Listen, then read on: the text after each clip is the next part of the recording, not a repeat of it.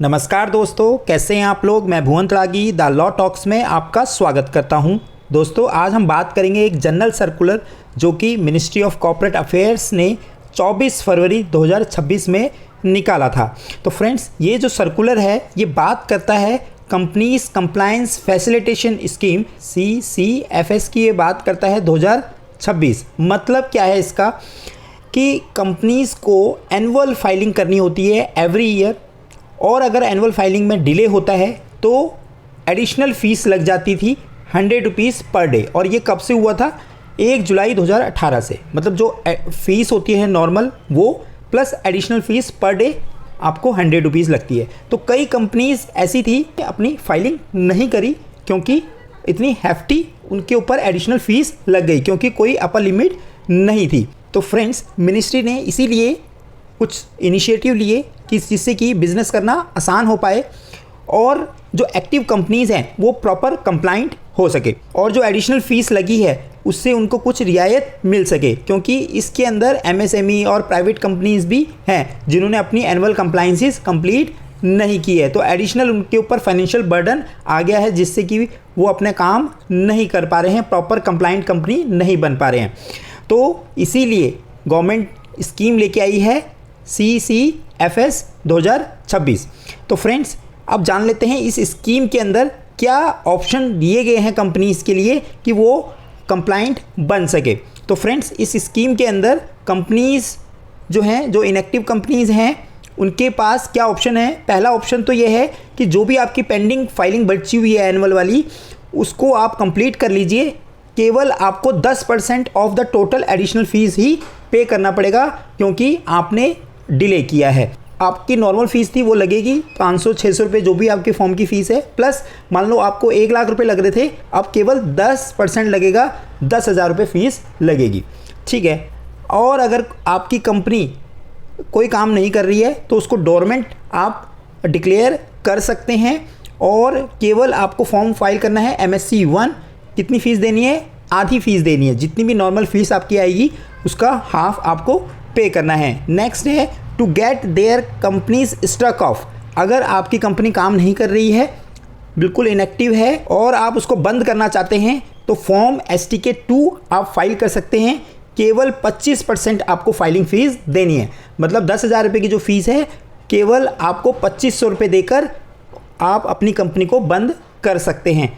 तो ये इस स्कीम के अंदर आपके पास ऑप्शन रहेंगे। फ्रेंड्स, अब बात कर लेते हैं कि ये स्कीम कब से लागू है और कब ये एंड हो जाएगी। तो फ्रेंड्स, ये जो स्कीम है ये इन्फोर्स हो गई है 15/4/2026। मतलब इस महीने की 15 तारीख से ये शुरू हो गई थी और रिमेन इन फोर्स टिल 15/7/2026।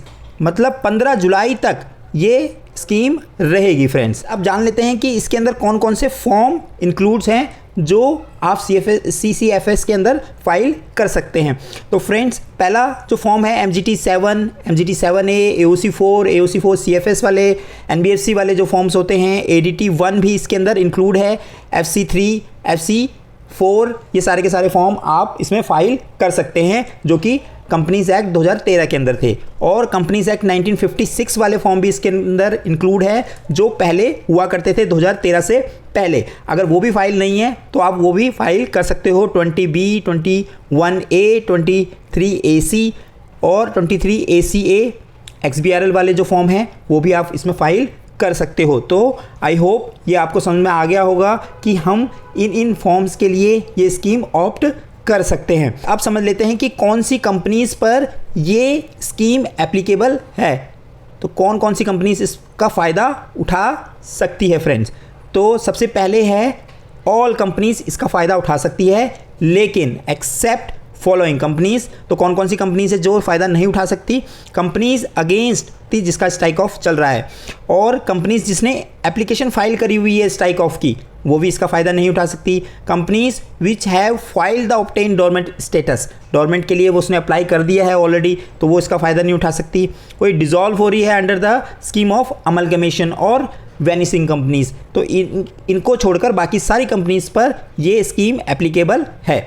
और इस स्कीम के अंदर क्या फ़ीस आपको देनी है? नॉर्मल फ़ीस तो आपको देनी ही देनी है, प्लस जो एडिशनल फ़ीस आएगी, जो भी आप डिले फाइल कर रहे हो, उसका 10% देनी है जो भी एडिशनल फीस है फ्रेंड। डोरमेंट स्टेटस के लिए आप अप्लाई कर रहे हो तो MSc 1 फाइल करना है आधी फीस के साथ, और STK 2 फाइल कर रहे हो स्ट्राइक ऑफ के लिए तो केवल 25% देना है जो कि आपकी नॉर्मल फीस रहेगी फ्रेंड्स। तो ये था आपका स्कीम CCFS का 2026। अभी रिसेंट में MCA ने इसका FAQ भी निकाला हुआ है, तो चलिए एक बार FAQ भी देख लेते हैं उसमें क्या एडिशनल बातें इन्होंने बताई है फ्रेंड्स ये FAQ है जो कि MCA ने अभी रिसेंटली निकाला है 2-3 दिन पहले।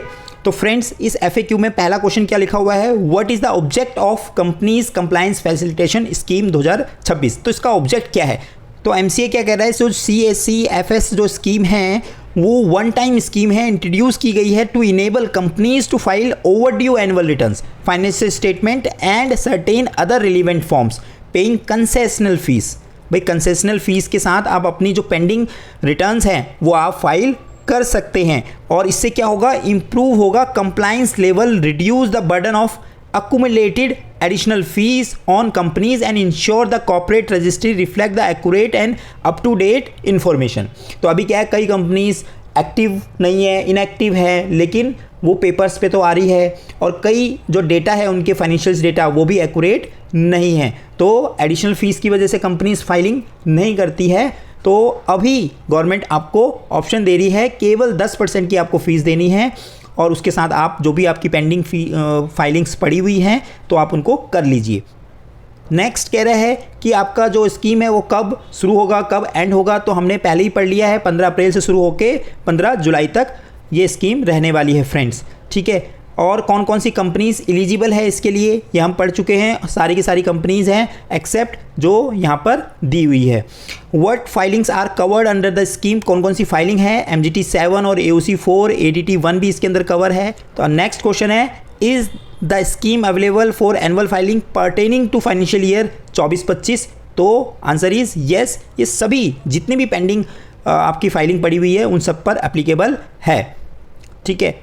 What benefit is available for delay filing of annual returns and financial, क्या बेनिफिट है, आपको केवल 10% का एडिशनल फीस देना है, बाकी फीस नहीं देना है, ठीक है। Is there any concession on normal filing fees, normal filing fees पर कोई कंसेशन नहीं है दोस्तों। And what is the fees for filing of dormant status, अगर आपको लेना है किसी कंपनी का आपको केवल आधी फीस देनी है फ्रेंड्स।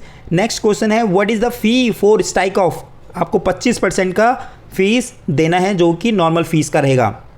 चलिए नेक्स्ट क्वेश्चन बेहद इंपॉर्टेंट है, does the scheme provide immunity from the penalty. तो MCA क्या कहता है, येस इन सर्टेन केसेस ये इम्यूनिटी दे रहा है पेनल्टी से, जहां पर फाइलिंग अंडर सेक्शन 92 और 137, मतलब जो एनुअल रिटर्न है और जो फाइनेंशियल्स है वो आपने फाइल कर दिए हैं, are made before issuance of any notice, notice भेजने से पहले अगर आपने फाइलिंग कर दी है, और within 30 days of such notice proceedings are concluded, no penalty shall be levied. और अगर आपने ऐसा नहीं किया तो फिर आप पर पेनल्टी लगाई जा सकती है, तब कोई इम्यूनिटी नहीं होगी। Is there any requirement to file the separate form to avail the immunity, तो कह रहा है नहीं, कोई सेपरेट फॉर्म नहीं है। Is immunity is also available against the default under section 96।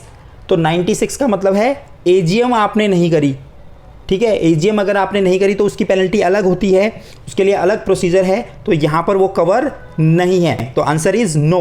लेकिन however the company can conduct AGM for any of the previous financial year, adopt the financial statement for the respective financial year, आप उसका AGM conduct कर सकते हैं और अपनी filing complete कर सकते हैं फ्रेंड्स।